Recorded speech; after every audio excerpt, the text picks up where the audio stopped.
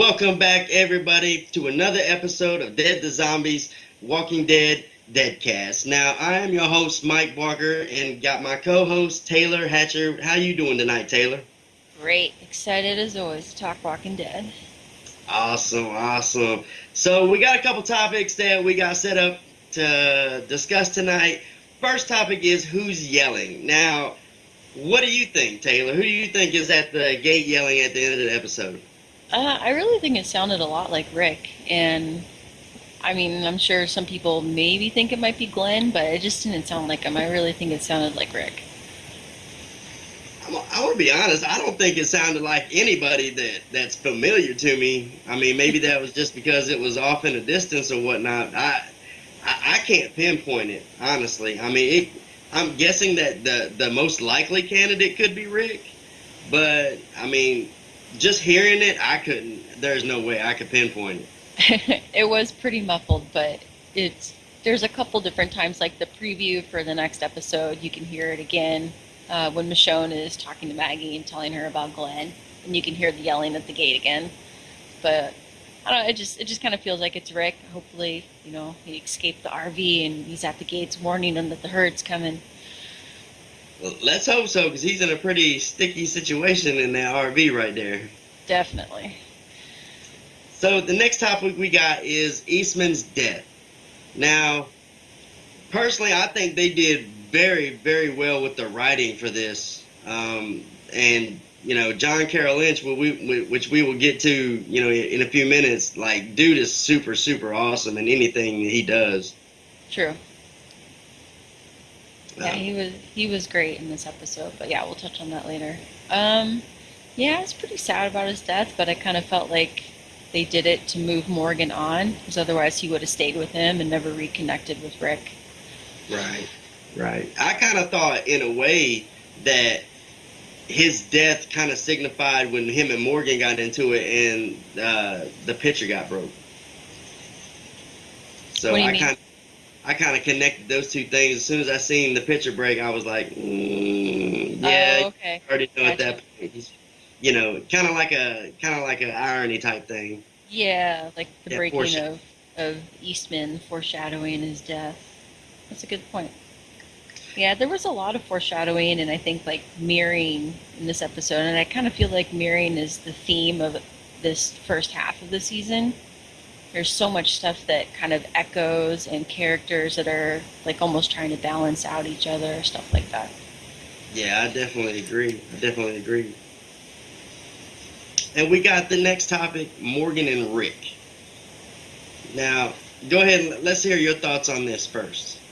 I'm kind of thinking that Morgan's going to have very similar fate to Eastman in a very similar situation with Rick, which is more foreshadowing, Just going to have some sort of situation and he's going to have a crisis and then jump in and save Rick at the last second, or, maybe at the end of this first half of the season. So we'll see. But it just really felt like this episode especially was setting up a lot of stuff, even while it was giving us a ton of backstory on Morgan. Oh, yeah, definitely. And I really personally don't think Morgan's going to make it out of the season. I want to say he's going to make it through the half, but I really don't think he's going to make it out of the season. Lenny James is a real busy man, and chances are they got him back to do that 90-minute episode. That's how they got him to come back, probably. So I don't see it. I see them building the relationship between him and Rick really strong, and then them killing him off is what I see.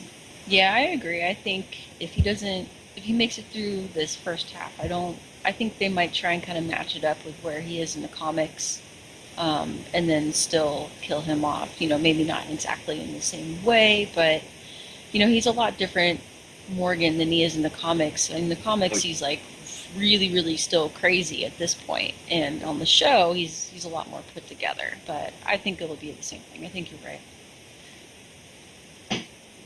Well, we got the next topic, picture perfect. Now, when Eastman had Morgan locked up in the cage, well, I'm not gonna say he let Morgan out. The door was never locked. But when Morgan finally got out the cage and went beast mode on him, they got into that scuffle, and the picture broke that Eastman's daughter drew for him. Now, I think that was a very powerful scene, especially because Eastman almost lost it.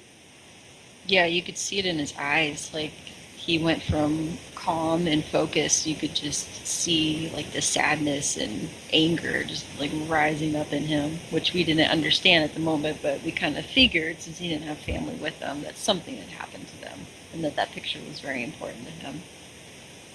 I'm glad that they did touch on that. They did let him tell that part of the story that, about his daughter and her drawing and him walking through, walking all that way just to go get it. You know what I mean? Yeah. I think that was a real powerful scene. Really, really well written. This whole episode was very well written. Scott Gimple wrote the whole thing apparently, and it was really beautiful, I thought. And just those scenes with John Carroll Lynch where he's explaining about his family and stuff was very powerful. Right. Which leads us to our next topic, John Carroll Lynch. Now, this guy has been on like everything, man. He's Shutter like Island, Gran Torino, Zodiac, Ted 2, all kinds of stuff, man. American Horror Story more recently too. Yep, American Horror Story, Twisty. That one kind of caught me off guard because I didn't know that. I seen it posted around the groups. I was like, oh snap, he's been on that too. He's been on like CSI and a couple of other things too, like other TV shows. But dude is just a all around well actor. He really is. It's like I said in my review, for people to say that The Walking Dead don't get, high name people, they can throw that out the window now because that dude's pretty well paid, as far as I'm concerned. Yeah, and I'm actually really amazed that they kept that a secret. No rumors about that at all that I had heard. And then I saw his name in the credits, and I knew instantly he was going to be, the guy, Morgan's mentor dude. I was still wondering what he was going to do, but I knew instantly, and I was like, oh, this is going to be really, really, really good. I'm going to enjoy this episode for sure. Oh, yeah. And for them to just have, the whole episode pretty much just about them, it was... I personally enjoyed it. They played really well off each other. They really did. I think it was an excellent casting choice, and he really sunk himself into the role, I think, just from the way it made me feel. There was those moments when he was talking where I would forget to be writing down notes, and I would just stare and just watch him because it was just so good. Absolutely. And we got our next topic, the wolves. How? So, as far as we know, I know that Rick killed a lot of them. He killed at least, 5 of them at the RV? Yeah, he killed those 2 inside and the 3 creeping along outside. Right, and then Carol killed at least 4 or 5? I would say like 6 to 8, for sure. And if I'm not mistaken, the ones that Morgan let go are the ones that Rick killed. Yes, those are the same exact ones. And if you listen to match up the sounds and the timelines from when they left Alexandria to when they show up at the RV, it really is only like 1 to 3 minutes. So they're not that far from Alexandria, and it is the same wolves. Right. And so, from what we know thus far, the one that Morgan's got hemmed up in that room is the only one left. Yeah, it could be, because I don't see them attacking a settlement like that without having at least most of their group. I would personally think, exactly. With the settlement being the way that Alexandria is, I would see them going full force on it, bringing everybody they got. Yeah, so, they knew what they were going into from Aaron's backpack. So. Right. Yep, absolutely. And it's time to pay respects to Tabitha the goat. Poor Tabitha. That poor Tabitha. Now, Eastman was trying to make cheese. Am I correct? From this? Correct. from this goat? Okay. And I guess he never figured out how to do it because there was at least twice in the episode you thought he was going to puke all over himself. No, he did actually at the very end. Yeah. There's that scene when Morgan is sitting and he looks over and he sees Eastman eating the cheese, and Eastman does like a yeah, I did it, like with his hands, and he's like, yeah, this is great. But I think to actually kind of symbolize another symbolizing of the end of Eastman, like, okay, he's completed his mission, he's trained Morgan, everything's good to go, he made his cheese, like he's ready to go. So, Right. just I kind of thought, my thoughts when Morgan was in the cage and the goat was getting ready to get attacked the first time, and Morgan went out there and saved the goat. At first, I really didn't think he was getting ready to. Um, I thought he was going to let the goat get eaten at that point. I did too. I was sad. And we got our last topic, which we're just kind of gonna discuss and give some predictions about the next episode. What do you think is going to happen? I'm thinking it's gonna be Alexandria again. They're gonna go back. Seems like they're kind of going back and forth with these episodes. Not including this last one.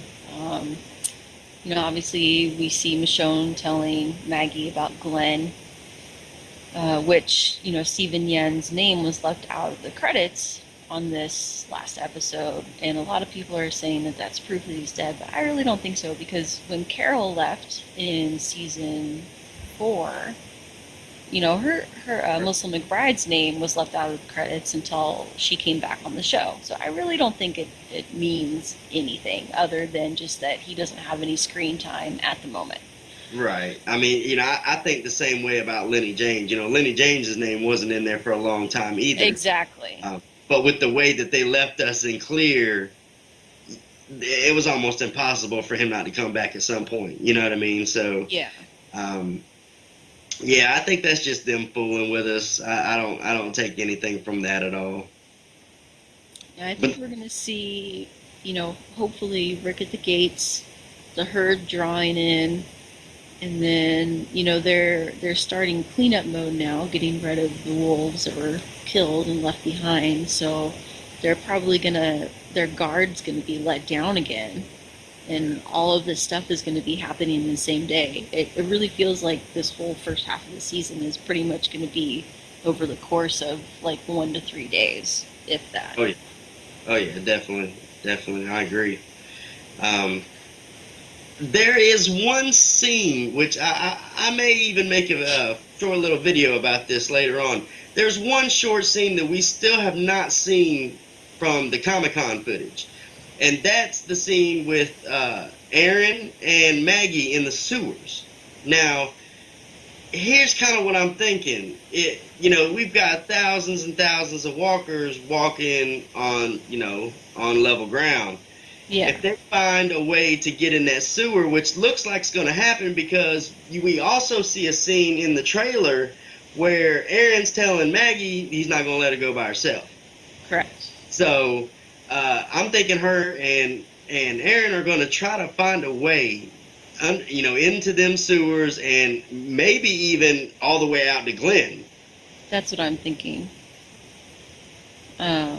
And then Aaron, or Ross Marquand, not exactly sure how to pronounce his last name actually yet, he said in interviews that him and Lauren Cohen have some pretty good character development between the two of them this season, or at least the first half. So looks like they go out to try and rescue Glenn. Going through the sewers would probably be the safest way to go out, since that Alexandria is going to be surrounded pretty soon, most likely.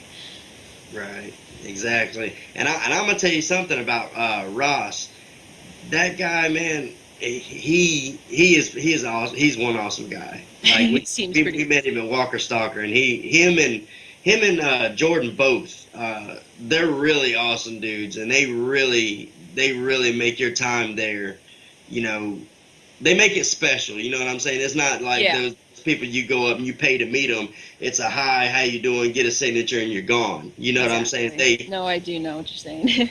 Yeah, I mean, you actually get time with them. You know what I mean? And it was really awesome.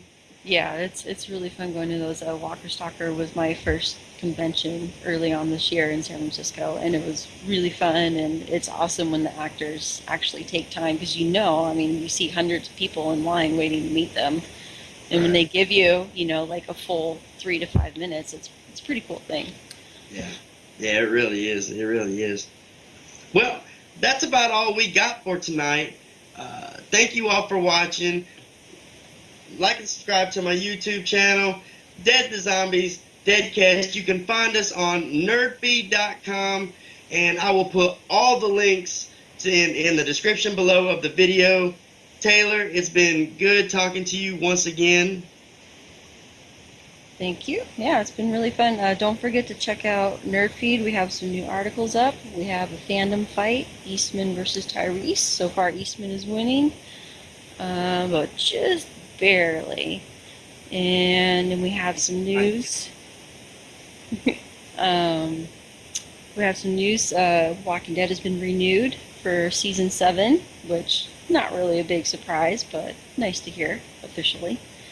So I think that's some pretty cool stuff going on, and looking forward to the next episode. It should be really good. Well, all right. It was awesome talking with you again tonight, and until next time, I will holler at y'all later. Later, Deadheads.